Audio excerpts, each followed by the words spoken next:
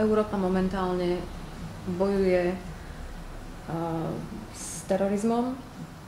Je svojím spôsobom bude Bratislava viac exponovaná, bude možno, že viacej terčom nejakých útokov v prípade, že sa tu sústredia európski politici vo väčšej koncentrácii, ako sme boli zvyknutí. Ohrozí to toto mesto? Ja osobne si to nepripúšťam a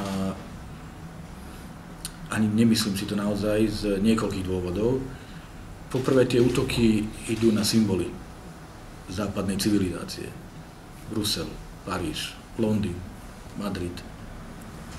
Nechcem znieť cynicky, ale výbuch v Bratislave nevyvolá takú celosvetovú pozornosť ako v Paríži. A predsa tým ľuďom, ako tým zbavelým teroristom, ide presne o to, aby strhli na sa pozornosť. Takže to je prvá vec. Druhá vec je, že naozaj na Slovensku by sa akýkoľvek pokusy, veď zase takáto vec sa nerodí z večera do rána, pohyb takýchto ľudí by ako určite bol zmonitorovaný.